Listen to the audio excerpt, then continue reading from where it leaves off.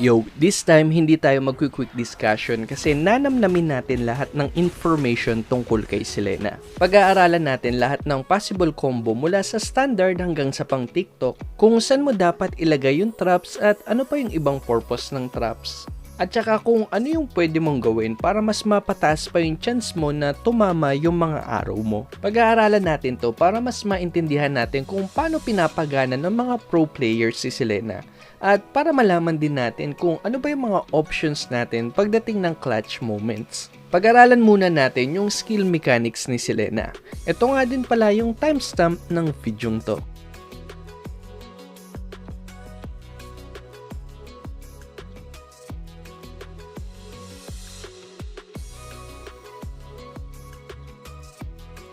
Yung passive niya may dalawang form siya, Elfen at saka Abyssal. Pag naka-Elfen form siya, yung mga skills niya nag-a-apply ng Abyssal mark sa kalaban. Dito pumapasok yung unang misconception kay Selena. Kasi ang iniisip ng iba, yung Abyssal trap lang yung nagbibigay ng Abyssal mark. Pero kahit hindi nyo lagyan ng Abyssal trap yung arrow nyo, magkakamark pa rin yung tatamaan nito.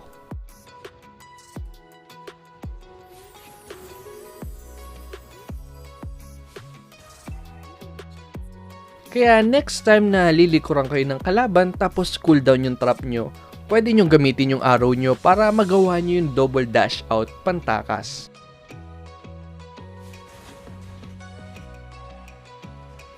Punta naman tayo sa skill 1 niya. Trap siya na pag natapakan may delay damage at saka nakakaslow. Bukod dito, isa sa mga purpose nito ay yung magbigay ng vision. Mamaya magbibigay ako ng example ng mga pwestuhan para sa trap. Nagbibigay din yung skill 1 mo ng isang mark pagka natapakan to ng kalaban tapos isang mark ulit pag sumabog na yung trap. Gusto ko lang ding i-share yung isa pang effect ng trap na hindi masyadong napapansin.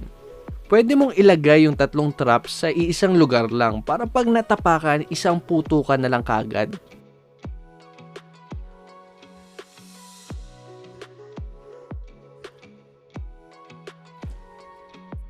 Ito yung damage nung tatlong trap pag full item si Selena.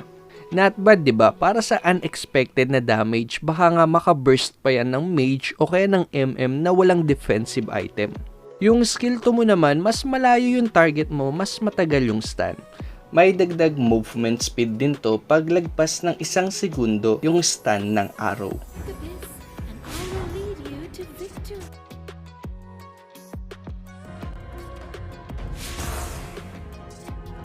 Pwede nyo ding pindutin ulit to para lumipat yung camera sa pagta-travel ng arrow.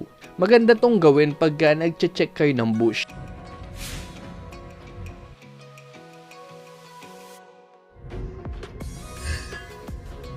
Mamaya magbibigay ako ng mga example dyan. Yung ultimate mo naman may dalawang effect siya. Una, magkakaroon ka ng additional movement speed. Magre-reset yung cooldown ng skills mo. Madalas tong ginagamit pag naglilish ka ng purple o kaya ng orange buff. Mas mabilis kasi yung cooldown ng ultimate mo kesa sa trap.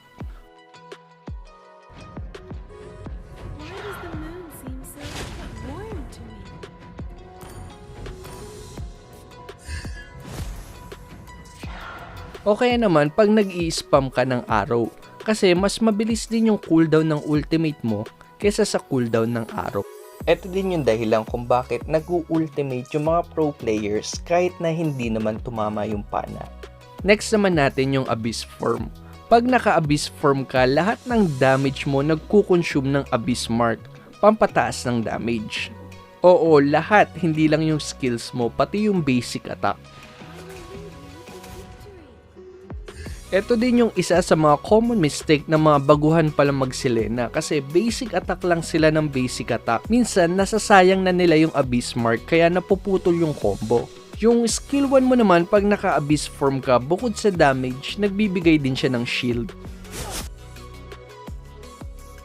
Yung skill 2 mo, dash siya na may kasamang damage sa mga dadaanan nito. Nagre-reset din yung cooldown nito pag may mark yung nadaanan mo.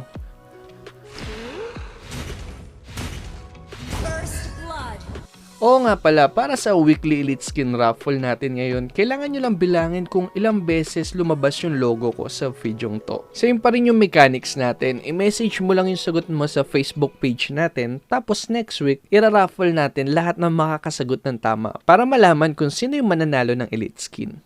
Good luck! Ito na yung pinakahihintay nyo. Pumunta na tayo sa combo. Sa Elfen form, may dalawang option kayo. Una, yung trap arrow combo.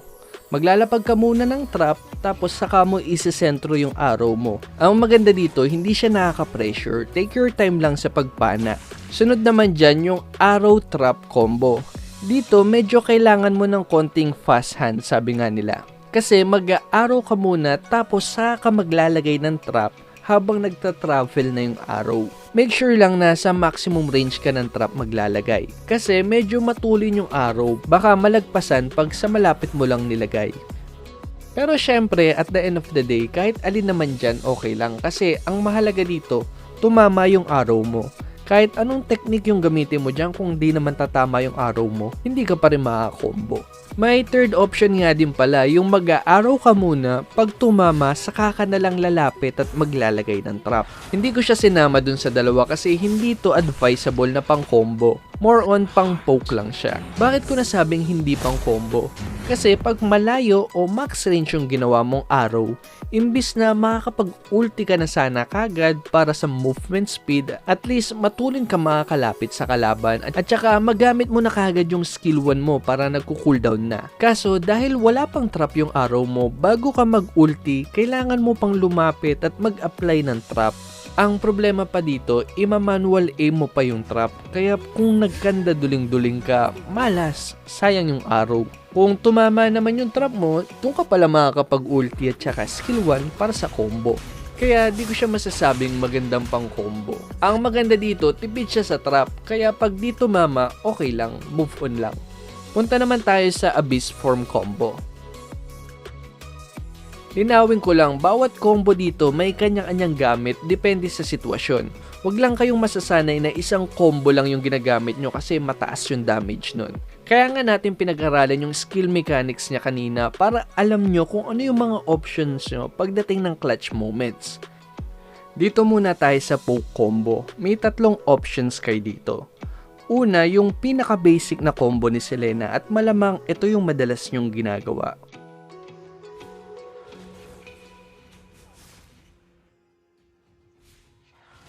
Yung skill 1, skill 2, basic attack, skill 2 out. Yung skill 1, skill 2, basic attack, skill 2 out. Yung pangalawang poke combo naman, may halo na siyang skip.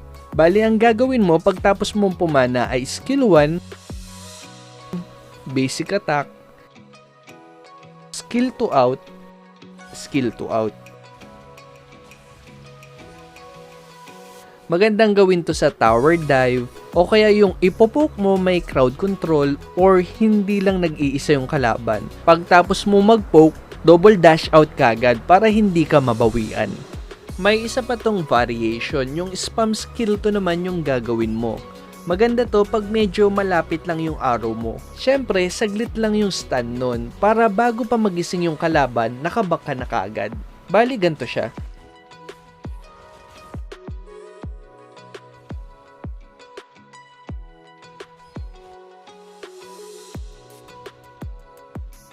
Punta naman tayo sa mga full combo.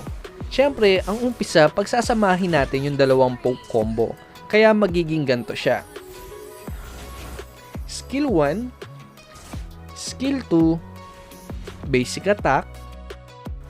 Dahil hihintayin natin yung pag-activate ng pangalawang mark galing sa trap mo, kung galing ka lang sa malapit, pwede kang gumamit ng isa pang Basic Attack para ma-maximize yung damage. Kung galing ka naman sa malayo, huwag ka nang mag-basic attack. Baka kasi matrigger ng basic attack mo yung mark, hindi na matutuloy yung combo. Kaya hintayin mo na lang pumutok yung trap. Pero dito, dahil galing lang tayo sa malapit, kaya isang basic attack pa. Saka ka mag-skill 2 out, skill 2 out. Maganda tong gawin pag kumukombo ka tapos biglang dumating yung backup ng kalaban.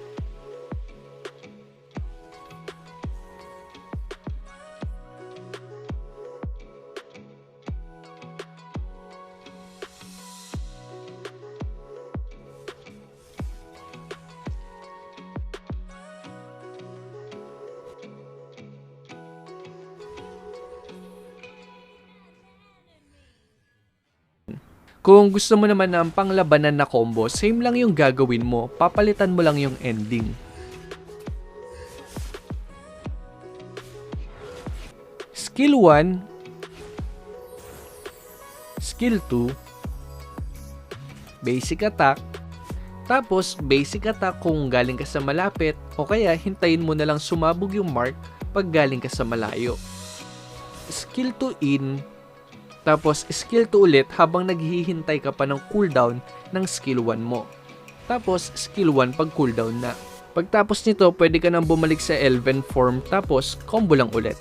Kung napre-pressure ka naman at di ka masyadong sanay sa dash, kung saan ka napupunta pag nagda-dash ka, o kaya may kalaban na phobius kaya ayaw mong mag-dash, pwede kang mag-skill 1, skill 2, tapos 3 basic attack.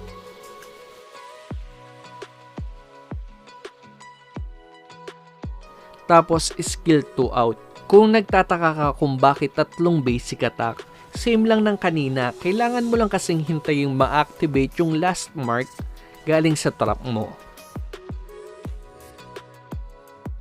Kung galing ka naman sa malayo, ang pwede mong gawin ay skill 1, skill 2, basic attack, skill 1, basic attack, skill 2 out. Ito naman yung magandang combo pag hindi single target na hero yung kalaban mo.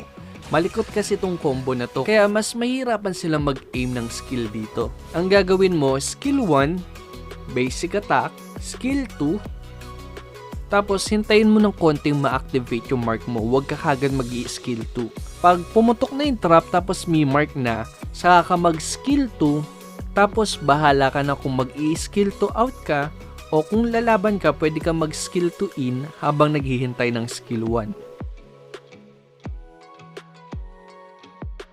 Ito pa yung variation ng isang combo kanina. 4 na dash naman siya ngayon.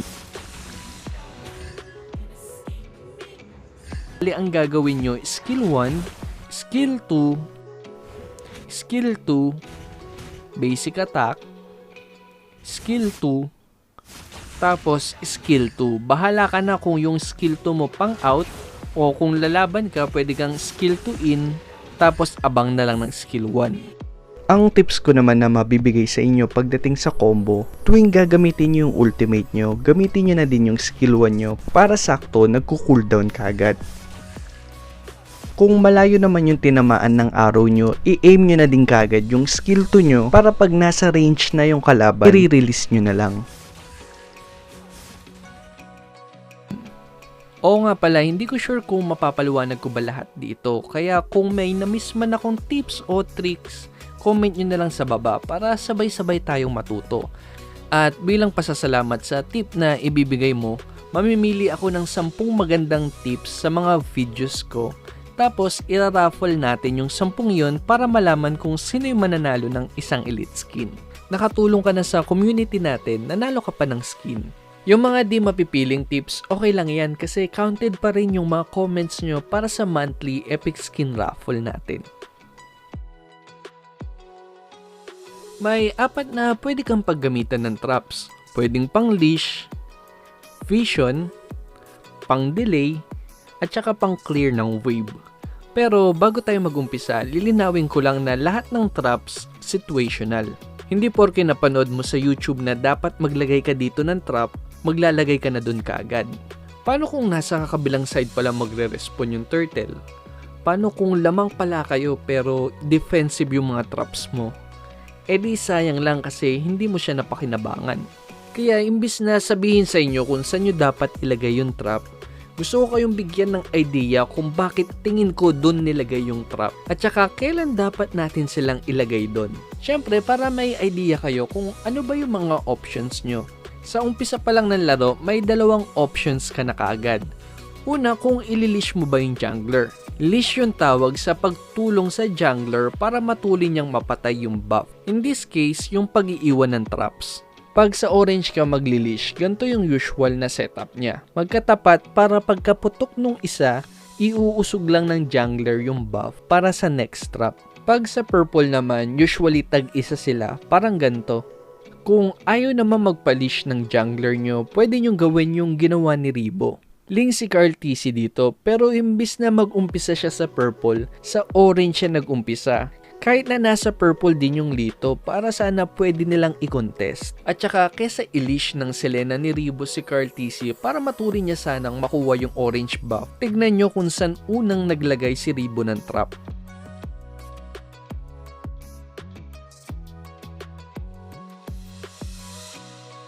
Bakit yan?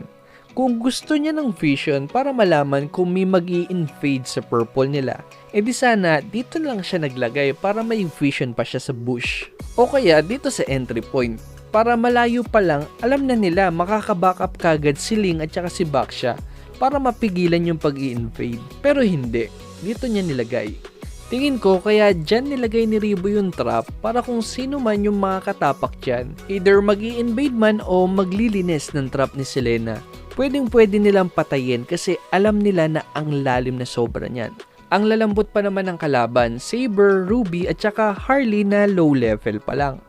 Dahil sa slow ng trap, mas madaling mapapatama ni Ribo yung arrow niya dun sa makakatapak nun.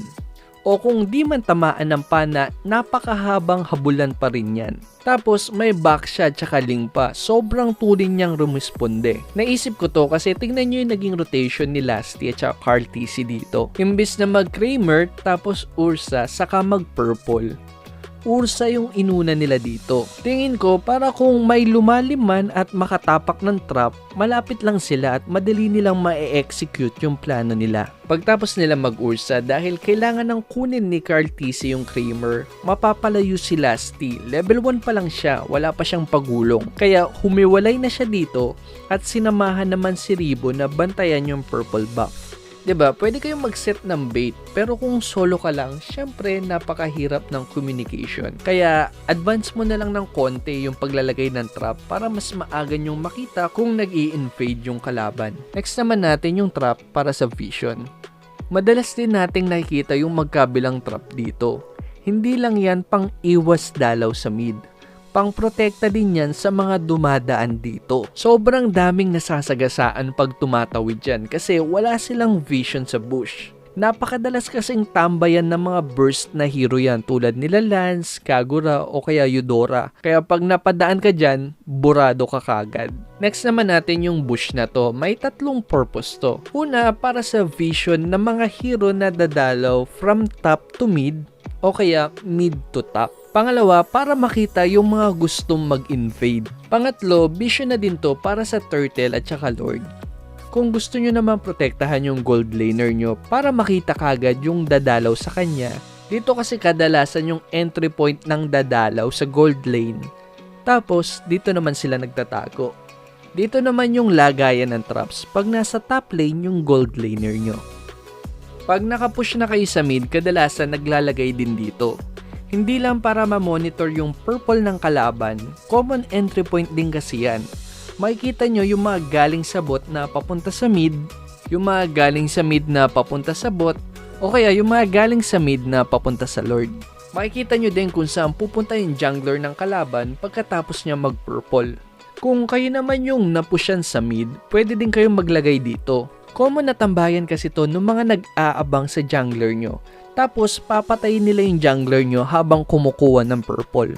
Ito naman yung example nung sinasabi ko kanina na paglalagay ng trap sa turtle o lord, depende kung lamang o lugi kayo. Pag lugi kayo, syempre wala kayong balak mag-initiate ng turtle o lord, kaya defensive na vision yung kailangan mo. Kaya ang ginagawa nila, naglalagay sila dito pag yung kalaban burst o kaya mga hirong gustong-gustong tumabi sa kalaban. Number 1 na tambayan kasi to ng mga gustong mag-contest sa lord o kaya sa turtle. Aminin mo, tumambay ka na din dyan minsan.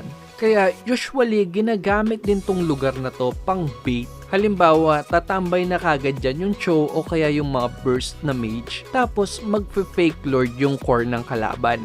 Syempre, di naman kayo papayag na ibigay lang ng libre yung lord. Kaya sisilipin nyo yon. Pero dahil lugi kayo, hindi nyo kaya makipagharapan. Kaya magtatago na lang muna kayo sa bush. 2 bush lang yung pagpipilian nyo.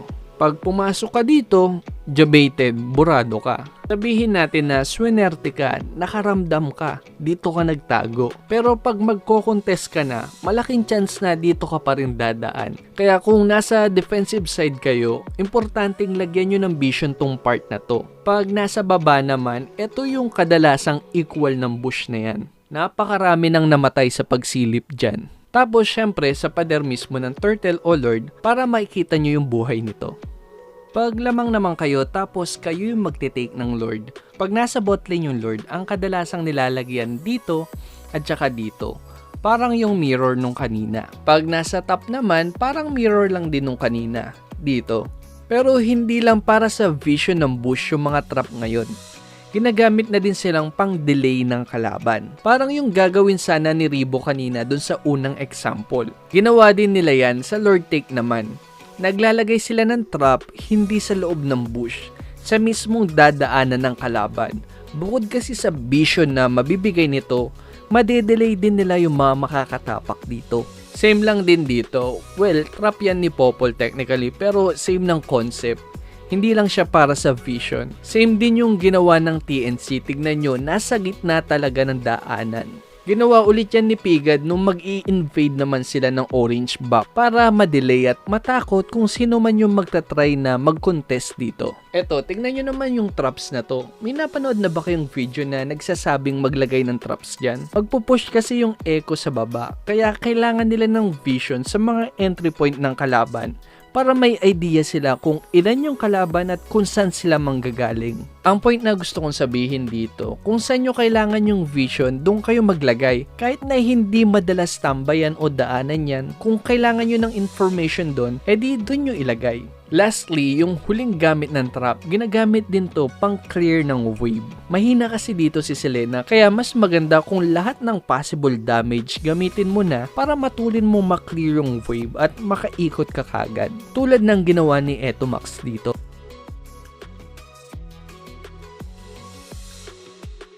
Di man kayo nanalo nung August Epic Skin Raffle natin, huwag kayong mag-alala dahil marami pa tayong raffle ngayong September. Isa na dito yung September Epic Skin Raffle natin. Tulad pa rin ng dati, ang kailangan nyo lang gawin ay mag-like at mag-comment sa video to or sa kahit anong video i-upload ko ngayong September para more chances of winning. This time, hindi nyo na kailangang i-share yung video natin sa Facebook. Pero syempre, malaking tulong pa rin sa channel natin kung magagawa nyo yun. Good luck! Pagdating naman sa paggamit ng arrow, para tumaas yung chance na hindi tumapunan ng kalaban at hindi sila makailag. Ito yung mga nakita kong technique sa MPL. Una, yung arrow na pinapadaan sa pader. Medyo nagko-camouflage kasi yung arrow pagka sa pader pinadaan, kaya minsan hindi mo talaga mapupuna.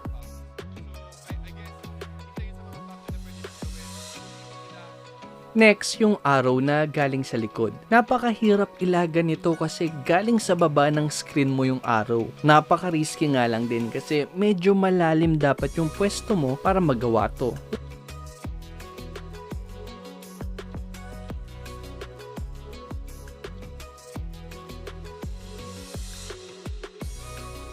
Lastly, at yung pinaka-common sa lahat, yung arrow habang nasa bush ka. Para walang idea yung kalaban kung saan manggagaling yung arrow mo.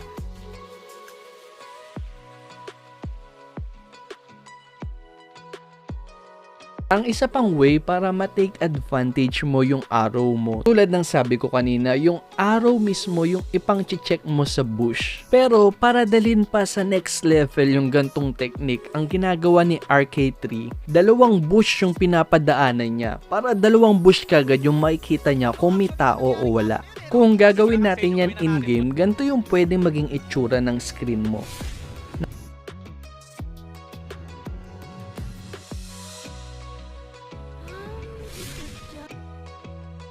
Napakalaking tulong, 'di ba?